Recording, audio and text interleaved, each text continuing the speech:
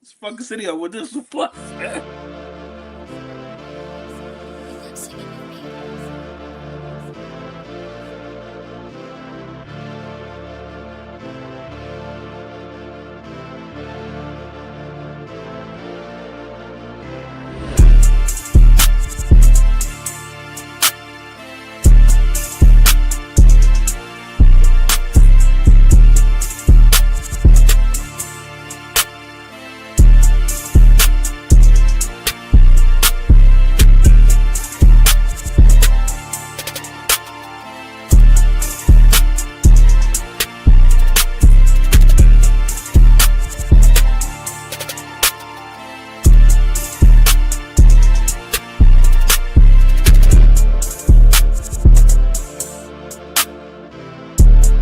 You are watching 32 teams in 32 days on the Game Time Sports Network. It's a great day, sports world. And then we're moving on to the Buffalo Bills, second team in the AFC East from last year. Amon, how you doing today, brother? I'm doing all right, man. Could be worse. Got some rough news, man, but things happen. But we on to the Bills now, man. Let's talk about the Bills before this go left real quick. Yeah, the Bills were 12-5 last year. Second in the AFC East, as I said, fired Sean McDermott. And I feel like if it wasn't for the owner coming in and seeing Josh Allen having tears in his eyes, I think Sean McDermott would still be there. Would you say? I would say so. Just what he built there. I mean, he got that team since 2017 when he took over. He got that team back to up here. Places they haven't been since early 90s. And even though they haven't been to the big game, came one game shy. Credit to Patrick Mahomes, and how many seconds was it? 13. 13 seconds. Defense not helping him out. Offensive players. That was a Leslie Frazier led defense too. That 13-second game. So Leslie Frazier led defense, and then some of your players not helping you out as well. But now this is the Joe Brady era, and Joe Brady was the offensive coordinator there. You also remember Joe Brady from the LSU championship days, the Carolina Panther days when he was the offensive coordinator there. So it can Brady take the Bills to places that McDermott couldn't? I believe so. He's a young, sharp man. We seen, like you said, we seen him back at LSU 2019. Had a stint with the Panthers before they changed ownerships or whatever. I think it was an ownership change, I believe, and stuff got cleaned out, or maybe the coaching, a staff change, something of that magnitude happened, to where he got let go. I think he's a very, very, very bright man. He was in the running for the New Orleans job since he's so close to that city and so close to that town. He would have been a hot commodity there before they went with Kellen Moore ultimately. So yeah, I think you'll get a little bit of more firepower. Not to say that Josh Allen ain't firepower in his own right, but you'll get a more explosive team with Dalton Cade, Knox, Keon Coleman. He can have a resurgence. Shakir, and then with the newly acquired DJ Moore, I think we'll get a whole lot more out of this Joe Brady led team than we did in the past. And not to say that Sean McDermott didn't have a good run. It was just some critical errors and mistakes by him and his staff and his team, for that matter, because they're on the field, the ones putting in the work. That ultimately kind of like was the nail in the coffin. Expectations are this high, you come up short. It's the same conversation we had about Mike Tomlin and Harbaugh in Pittsburgh and Baltimore, respectfully. You need a new voice in the building, and somebody can give you a change of direction, a new gleam of hope. So we'll see what he brings to the table, and it's competitive. Not competitive, but just two-man race of the AFC East teams that we have here. Yeah, I mean, I don't think it was 10 years since McDermott been there, and all of a sudden you need a new voice. He did a tremendous job. I'm surprised he didn't get coordinator job anyway, did he? No, I think he's still on the street. Okay, so probably next year will probably be his year to find a head coaching job. My next question is, what more can Josh Allen do? Uh, Setting his team up for success, leaving the defense to handle the rest of it, and coming up short. And as you see the numbers right there in 2025, you look at his career, over 200, 220 touchdowns, and you see the rushing touchdowns as well is right at almost 80. You see the rushing totals and everything there. 88 and 39 total record. What more can he do? Um, you gotta be you gotta get over that AFC Championship hump. That's it. He got MVPs. Um, Next up is Super Bowl. You got to take down Goliath, and you know your arch enemy has been Patrick Mahomes for the last 8 9 years. That's been the guy that you've been trying to get past. Um, he had a down year last year, and you still couldn't get it done. You end up falling to a up and coming Broncos team. You know you were a questionable interception or reception away from going to the AFC Championship, but ultimately it went the Broncos' favor. So yeah, man, he has to just continue being the guy that he is, being a top three quarterback in this league, and finally, when it's time to get over that hump, answer that call and make that clutch play, that game winning play to get you in the Super Bowl or the AFC Championship again, then to the Super Bowl. Man, he did not have a good game in that game. Like he had his touchdowns, things like that. The Bills were contending in that game, could have won it, but in terms of having his best game, he turning the ball over left. And remember, Nick Benito stripped him, interception. There was another interception somewhere. That just wasn't his best game. So he would have to put that loss on him. And I believe at the presser he was saying that he let his teammates down. Yeah, Uh, he let his teammates down. Of course, any quarterback would put that loss on themselves, but that, like you said, that defense ain't do them no favors either. They couldn't stop. Not no, this is they couldn't stop Bo Nix. They couldn't get a stop. You know, especially when they needed one. So, yeah, the quarterback's going to take the blunt of the blame, rightfully so. But that defense, got to do their job as well. Maybe give him another possession or two in those clutch moments. 25 or 39, 283 yards, 3 touchdowns, 2 interceptions. That ain't gonna cut it. And to not to say you can't make mistakes, but in playoff games, you gotta borderline play perfect.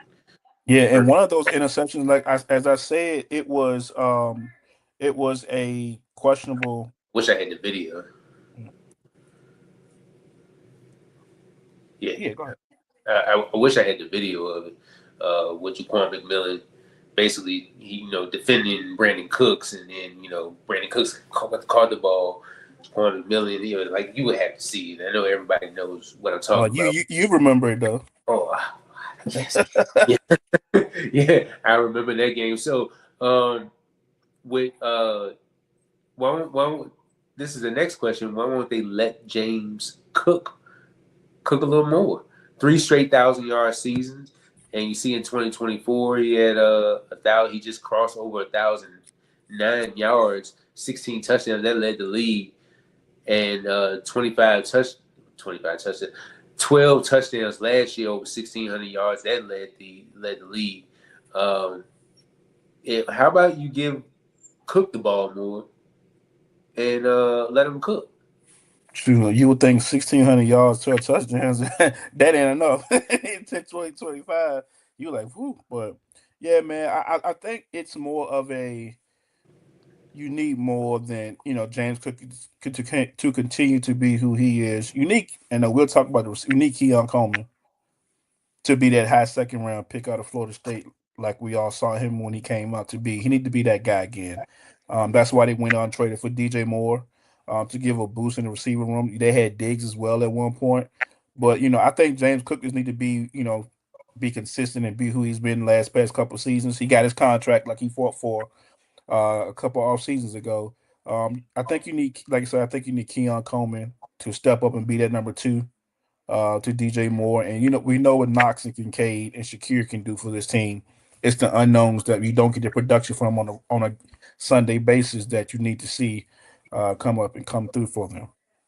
Remember in the Jacksonville game in the wild card round, he only had 15 carries, 46 yards, and in that divisional round game, 24 carries, 117 yards. So it's not like he didn't get the ball, but he did.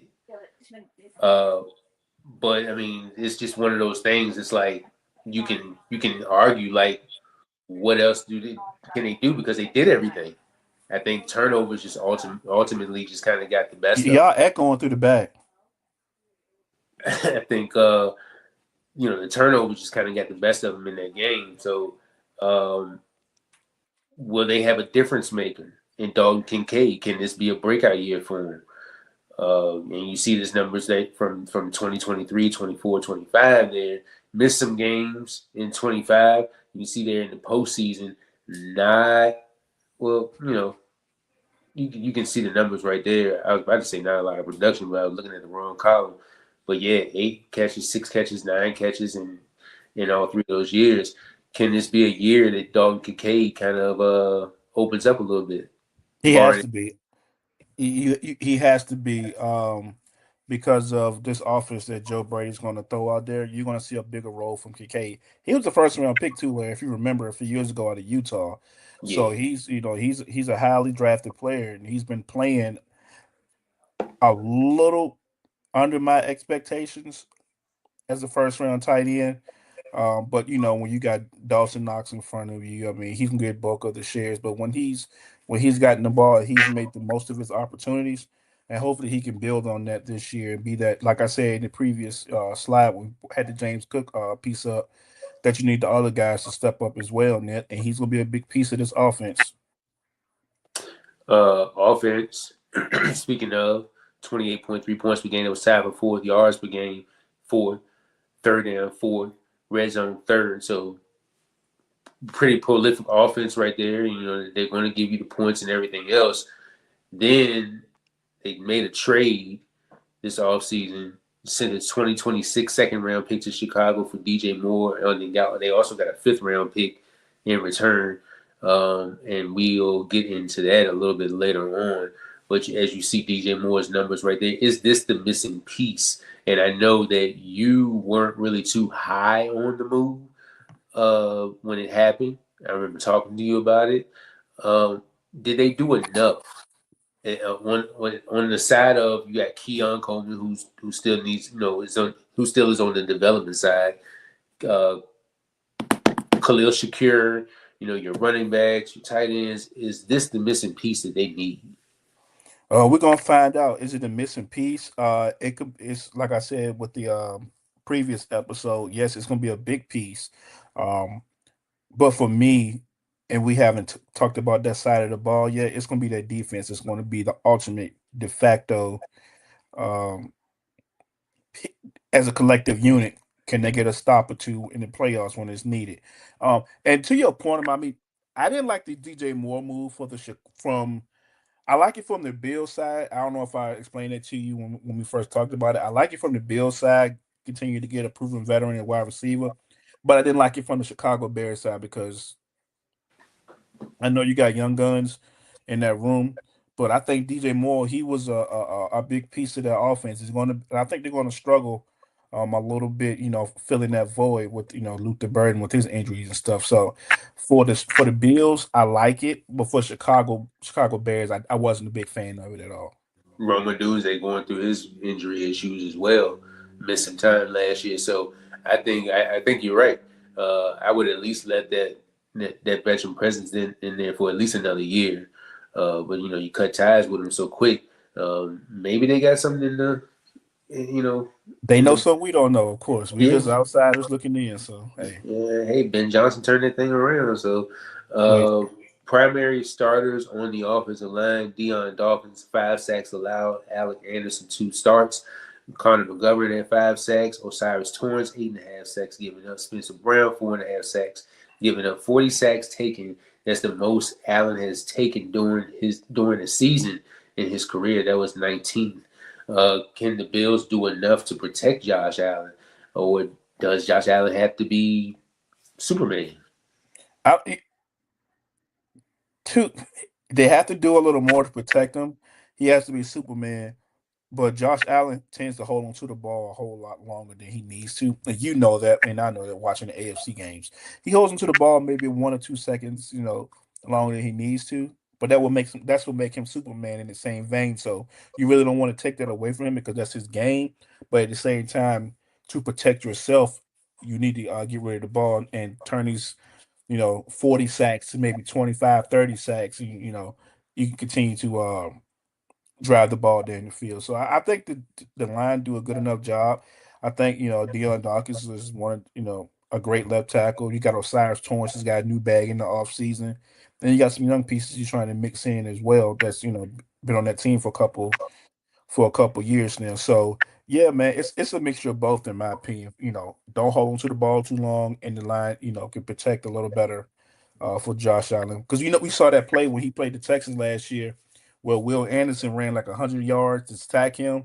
He went back, and Will Anderson just chasing him instead of Josh Allen just throwing the ball away, tried another down. He wanted to keep the play alive and took a sack. I think sacks like that could be avoided, and that's the Superman piece that comes in if that makes sense. And sometimes you don't need to be Superman. You just need to play, throw the ball away for the next down and continue to move forward. So we'll see. Key additions and key departures. Of course, you see right there, DJ Moore, Bradley Chubb, a host of others. And then key departures, they lost a lot. Taron Johnson, Joey Bosa had his 5 sacks and then left. Curtis Samuel's not there anymore. Lost a lot of pieces, especially on that defensive side of the ball. Taylor Rapp, who just signed with the Broncos, Tre'Davious White. It could bring some of these guys back, could not. But what do you think as far as key departures? Which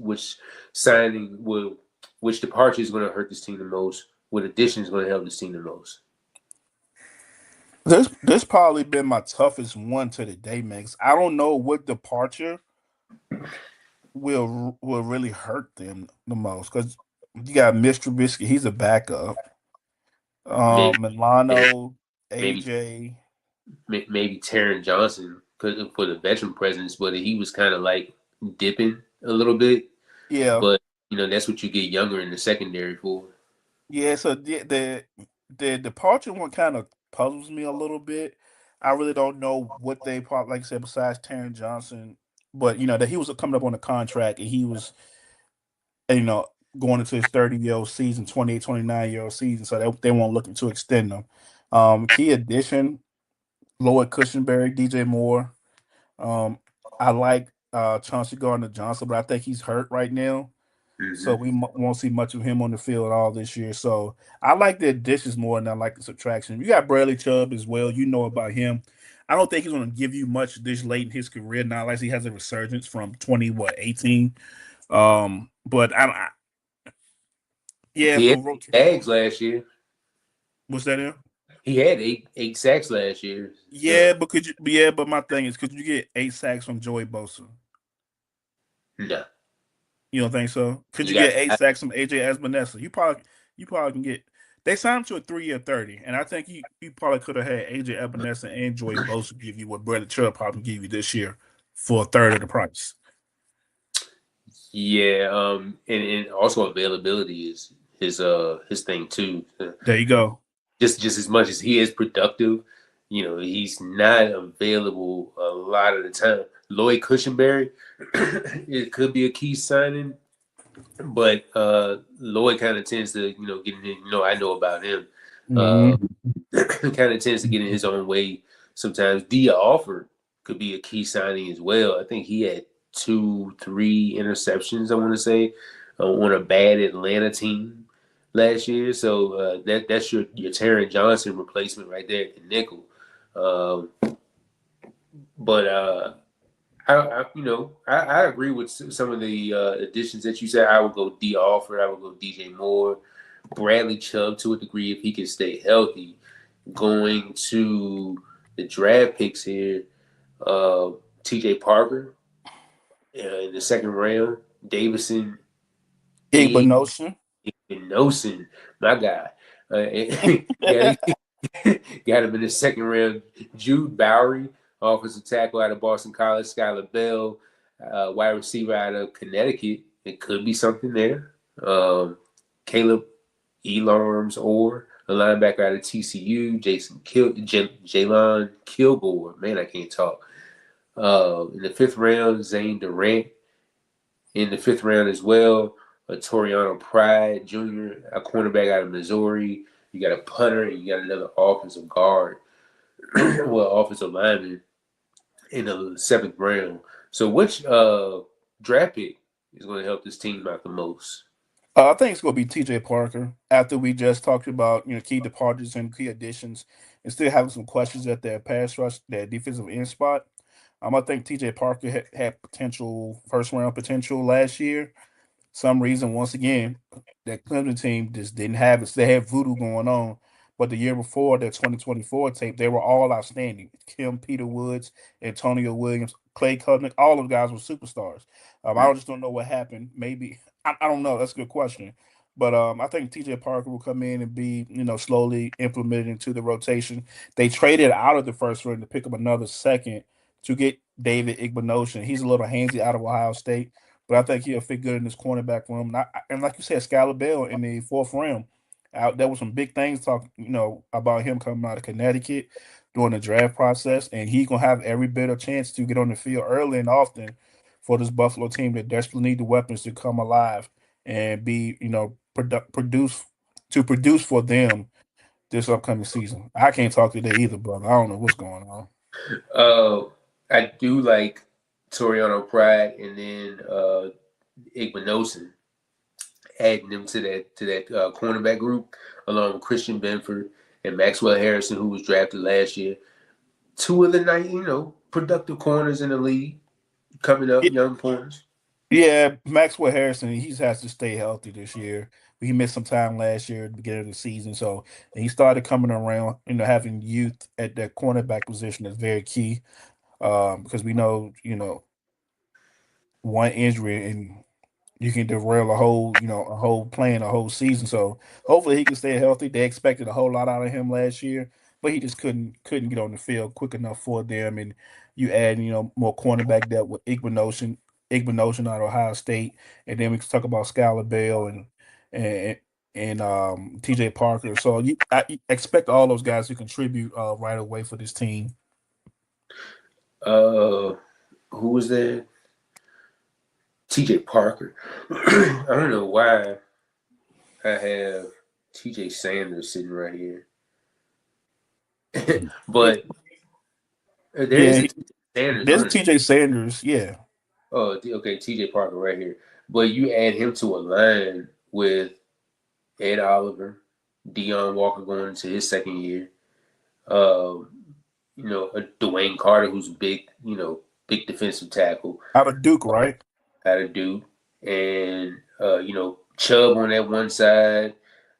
Um, yeah, man, they Landon Jackson. Remember him come. He going into his second year out of Oklahoma. I was kind of high on him last year, last year's draft, but this line could be much improved. It could be, man, but they so young, man, and I think that's going to be the fallback for the Bills. It's going to hurt them being so young. They're missing that fastball pass rush. Just imagine this team. That's just imagine this team with the Will Anderson. That's what you're missing right now. For the Yeah. the defensive line, you're missing that dog, and it's going to have to be a collective effort. To get to a Super Bowl. That's the only thing that's holding this team back. I know I'm not so worried about the offense. I'm worried about this defense, bro. Getting stops, timely stops when you need to get stops. So that's my hesitation with this Buffalo team. We know Josh Allen is going to be amazing. He's going to put up points, but can the defense give up 3 less points, 4 less points to get them where they need to be? And you see right there with the defense, 24th on third downs, 19th in the red zone, 21.5 points per game allowed. That was 12 yards per game. It was 7. In the pass defense, 7. in passer rate, first in yards per game allowed. That pass rush, just 36 sacks, not a lot. 12th in quarterback pressure, so they can get to him. To the quarterback, just can't wrap him up. And then run defense was Look at the just run defense, bro. Look at the run defense. 5.1 yards a pop given up. That was 30th and 28th in yards per game. And that's where you get that TJ Parker signing from.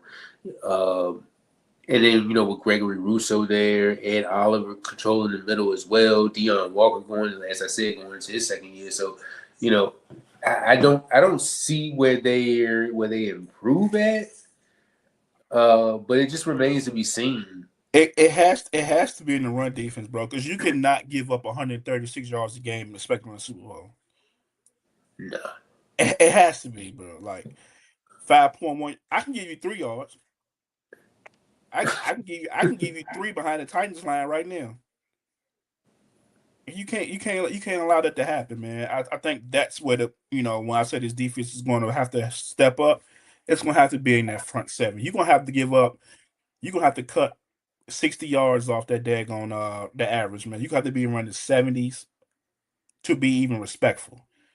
If they can't, it's gonna be a long season for them boys, especially on that side of the ball. So really, you're in the long run because who knows if Ed Oliver, who's going into his eighth season, 8 can years. sustain his health. Uh, then you're relying on the young guys. Dwayne Carter's going to his third year. T.J. Sanders, the Zane Durant's, if he's able to make the team. These are young guys that you're relying on to help stop a run, and I don't think they have just enough of experience.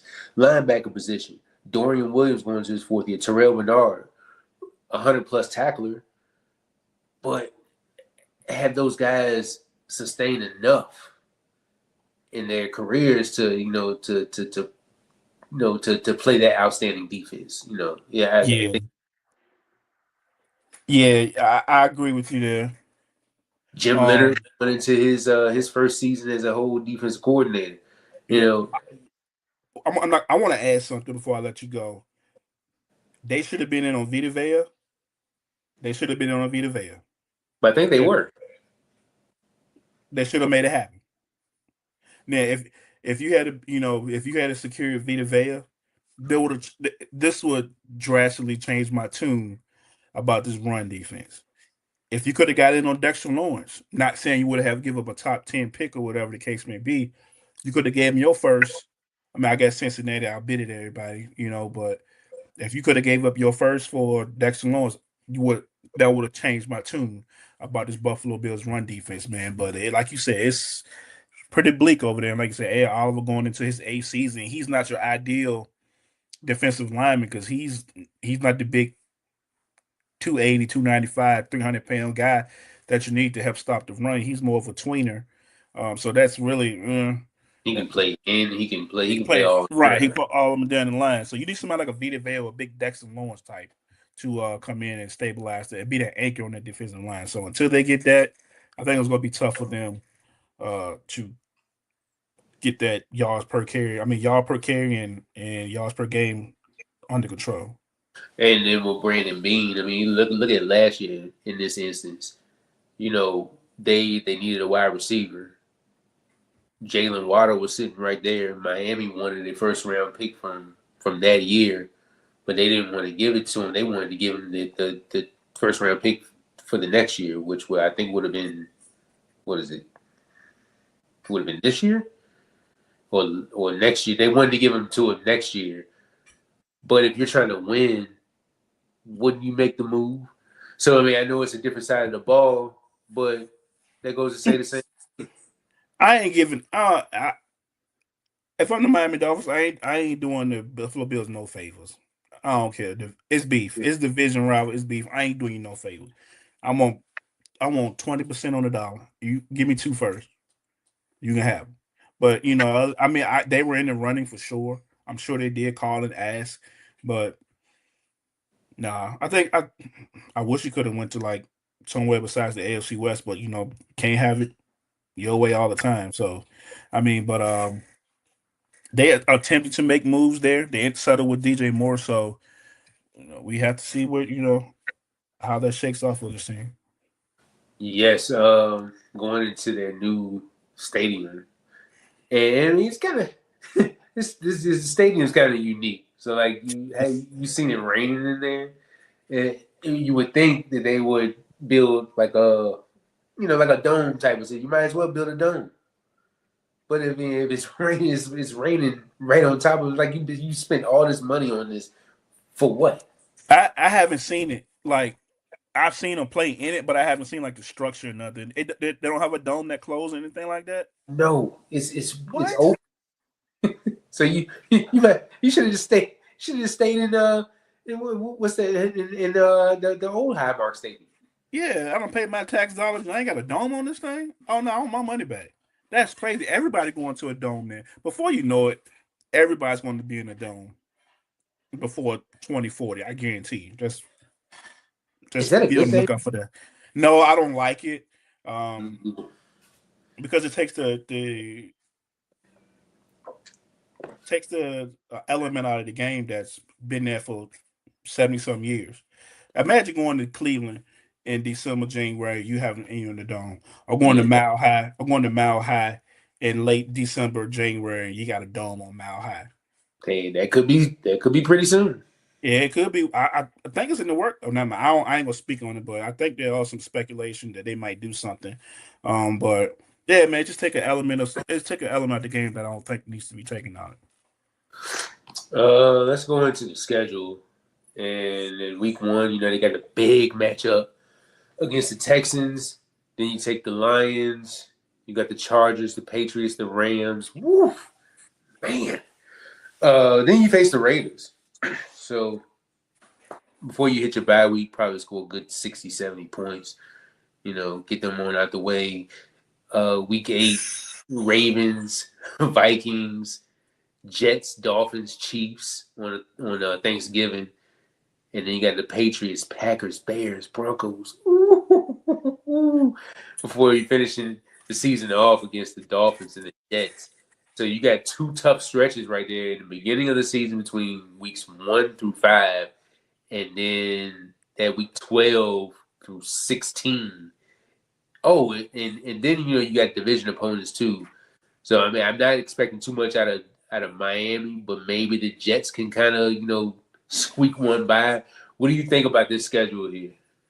Man, I'm telling you, boy, that 13 or that 12 through through 16, Lord have mercy, boy. And they all prime time slates too. Got Christmas Day, Saturday at 8:20, Sunday night, 4:25. You know that's gonna be CBS with Tim Romo. I mean Tim Romo, Tony Romo and Jim Nance. Kansas City, that's Thanksgiving. That's gonna be Al Michaels and Chris Collinsworth. Man, that's brutal, bro. That's brutal. And if you look at the start, that's brutal. Like, Yeah, you yeah, got that's you got to yeah. hit a tough defense, and then you got to face a tough offense, and Then you got a man, tough offense and defense. Then you got a bad week. Then you got to come see Lamar, and then a then a rejuvenated Cowler right back after that. Man, yeah, man. So I'm looking at this schedule. I'm looking at David Montgomery probably having a good day. Jameer Gibbs gonna go crazy. Omarion Hampton, he might do a little something. Uh, Travion, he might get loose. Kyron and Blake Corn gonna go crazy. Well, we don't know what's gonna happen with Genty yet, and that backfield it ain't looking good right now. Then you got Lamar and Derrick Henry. Then you got no threat at running back. You got Brees Hall week 10. Then you got Jacobs, Monunga, and them boys. Then you got to go to Denver and deal with them knuckleheads. You got to deal with Jonah, RJ Harvey, and JK if all of them stay healthy, man. So yeah, man, this is probably one of the toughest ones I've seen out here for it to be a second place schedule. This is probably a toughie, in my opinion. yeah, it's kind of brutal. It remains to be seen what will happen. Only a couple weeks away till we get to start seeing some live action. My final question before we get out of here: uh, Is this the year that Allen has to get it done? Nah, you are one. I'm gonna say no. He has to get it. I don't know. That's a loaded question. Did he have to get it done? you would like to see it happen, but it's a team sport, so he only can do so much. He can drag you across the finish line, but you don't want to put him in that situation. We know what he can do, but I would like to see him in the playing in the big game. Of course, I don't have them playing in the big game. Of course, I gave my predictions a couple of days ago. So, yeah, man, I think it's gonna be tough, man. If they don't, stop to get the run game under control, it's gonna be a long season for them. So, I think what way for them to begin the new era in new Highmark Stadium than at least getting to the big dance. I don't have them winning it at all either, but it will be a mark in their franchise history to do that. Even get into the Super Bowl or even just either winning it or even getting to it. I don't see any of that happening, but I think it will be, it would be key for this franchise. Remember, we always joke about, we don't joke, but we just be telling the truth about how this team went to 4 straight Super Bowls, and then you have all this running up against Patrick Mahomes or either Joe Burrow, and it's not going your way. So, going into a new stadium, you got to set the bar, man. You got to set the bar high for themselves, and I don't know. I'm like you. Maybe they can make a trade deadline trade or something like that. But right now, too tough of a schedule coming out. Uh, Patriots not going anywhere. They got them a high end receiver. So who knows how that's gonna go. But how many wins do you get this team? we get about 10. I'm gonna give Josh Allen. He good for 10 automatically off rip. So I'm gonna say 10, 11. Say 11 and what's it? 11-6, 10 and Yeah, 7. I give him that. I won't be shocked if they be less than that, but I will be shocked if they're a little more than 10, 11 wins because of their schedule and the opponents they have on their schedule. And did the much we beat up on the AFC East, the Jets do play them tough. For some reason every year. did the Patriots sweep them last year? I believe so. I believe they got them twice last year.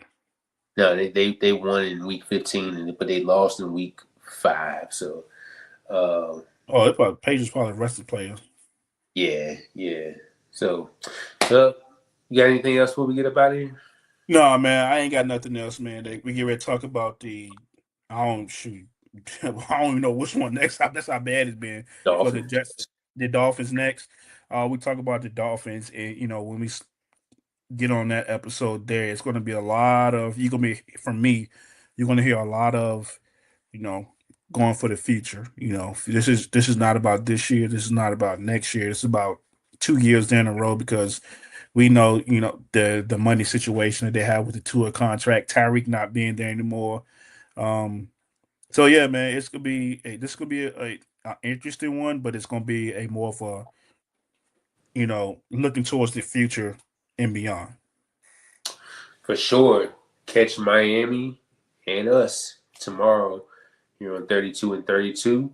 We'll be back with you guys tomorrow. You guys have a great night. Thanks for tuning in.